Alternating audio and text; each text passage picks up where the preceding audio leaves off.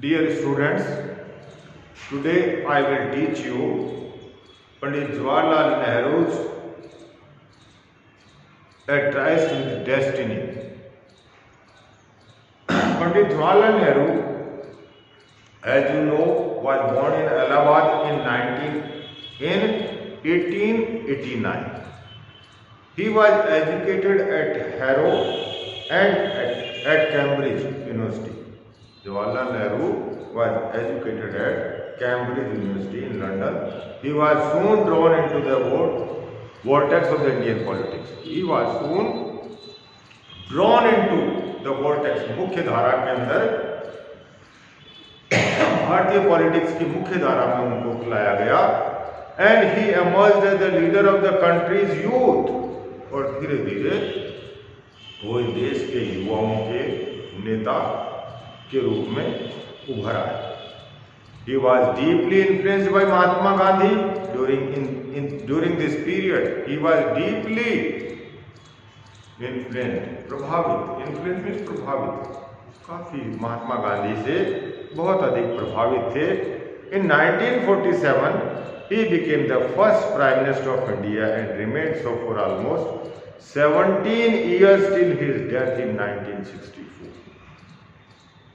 उन्होंने 1947 में देश के प्रधानमंत्री बने और उसके बाद में वो प्रधानमंत्री रहे 1964 तक, 17 साल तक.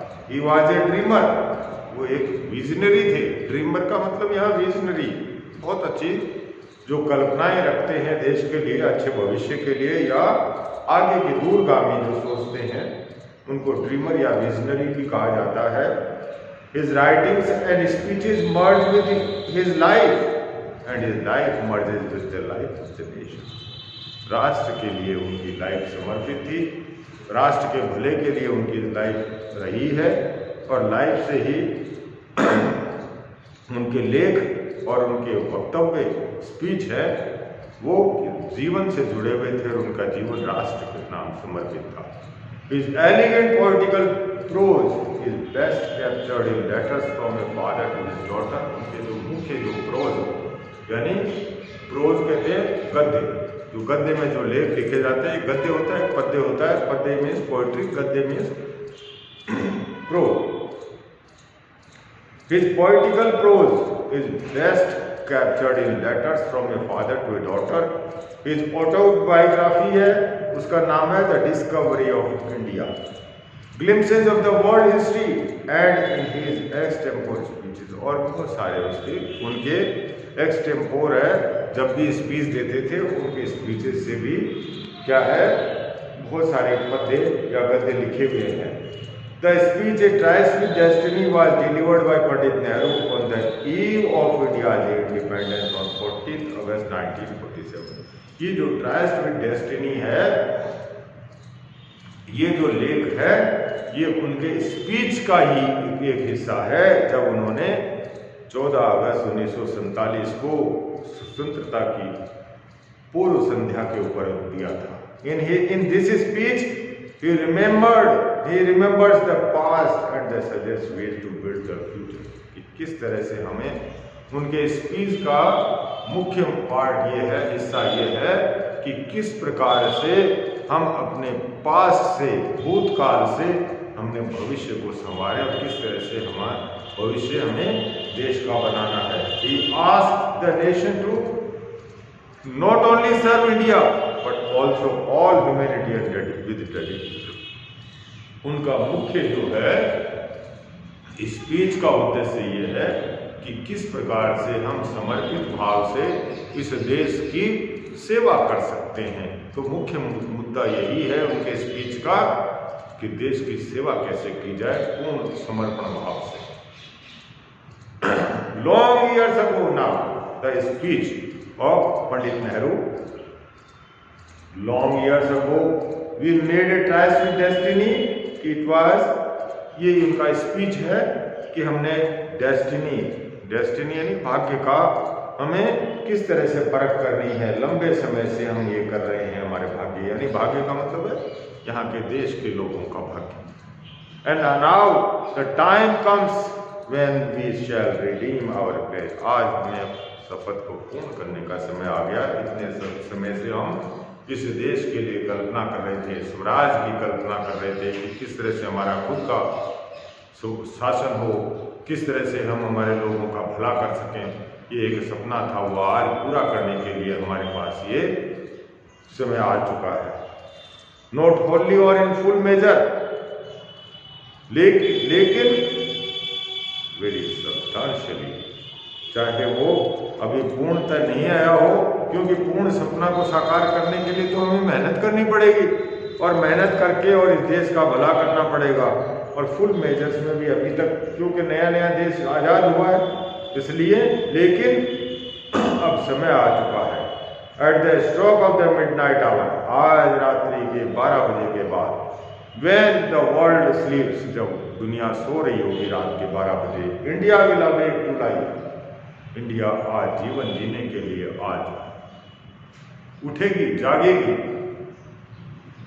एंड फ्रीडम, और उन्मुक्त स्वतंत्र रूप से जागेगी और आगे स्वतंत्रता का स्वतंत्र महसूस करके और हम अपने देश के लोगों का विकास करेंगे। A moment comes which comes but rarely in history, इस तरह के जो क्षण हैं वो बहुत ही कम आते हैं इतिहास में। When we steps out from the old to the new, when an age ends, एक एज का जो गुलामी का जो एज थी, गुलामी का जो काल था, उसका अब अंत हो गया। ऐसे क्षण और नए जीवन की शुरुआत करने का प्रारंभ हुआ, अब प्रारंभ करेंगे। ऐसे क्षण बहुत कम आते हैं। And when the soul of a nation long suppressed finds utterance, अब उस देश की आत्मा को, जिस आत्मा को इतने लंबे समय से सप्रेस्ड मीन्स दबाया गया, कुचला गया, उस देश की आत्मा आज स्वतंत्र फील कर रही है, खुशी महसूस कर रहे हैं हम। ये पंडित नेहरू ने कहा था अपने प्रथम स्पीच में। It is fitting that at this solemn moment, ये बिल्कुल उपयुक्त है कि इस गंभीर क्षण, सोलेमन मीन्स गंभीर, we take the pledge of dedication to the service of India. आज हम शपथ लेते हैं, सॉरी प्लेज में शपथ, आज हमें समर्पण के लिए, आज हमें शपथ लेनी है। किसकी समर्पण? कि इस देश की सेवा के लिए, for the service of the India, service of the nation and her people and to the still larger cause of humanity, और यहाँ के लोगों की सेवा की शपथ लेनी है और पूरे देश की सेवा की शपथ लेनी है। आज वो क्षण आया है जब देश आज़ाद हो रहा है, और ऐसे क्षण में हमें अपने देश की, मानवता की और हर एक व्यक्ति की सेवा का मौका के लिए हमें समर्पित होना है। At the dawn of the history, history के प्रारंभ, वो अंत, यानी डॉन मीन्स प्रारंभ, वैसे तो डॉन का मतलब होता है सुबह। इस भोर, इतिहास के इस भोर में India started on her unending quest, अब इंडिया ने एक अनएंडिंग, लगातार, जिसका कोई अंत नहीं हो, ऐसी क्वेस्ट में सर्च, खोज की तलाश में आज प्रारंभ किया है। And trackless centuries are filled with her striving at the grandeur of her success and failures. आज and the trackless centuries are filled with our striving and the grandeur of our success and failures. इस इतिहास में हमने सदियों से असफलताएं और सफलताएं देखी हैं।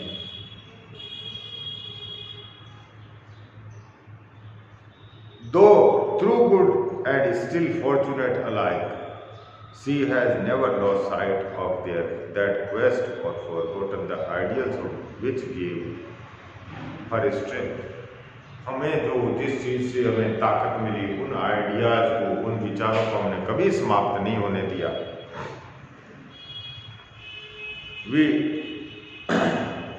We had today a period of misfortunes of India आज हमारे दुर्भाग्य का, भारत के दुर्भाग्य का या हमारे दुर्भाग्य का समय अब समाप्त हो चुका है।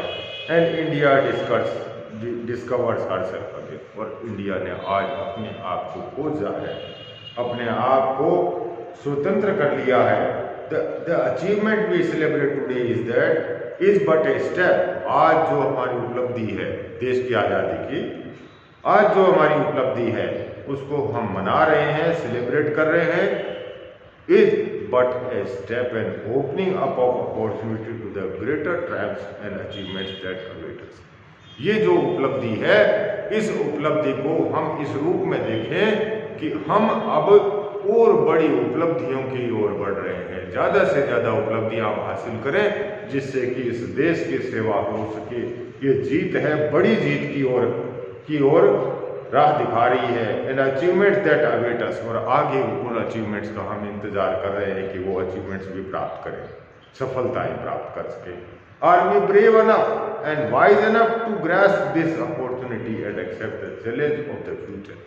आज हम क्या इतने बहादुर हैं कि हम ऐसी जो अवसर हमें अपॉर्चुनिटी मिली है, उस अवसर का लाभ उठा करके और अधिक इस देश की सेवा करने के लिए आगे बढ़ें और अचीवमेंट्स हासिल कर सकें। Thank you.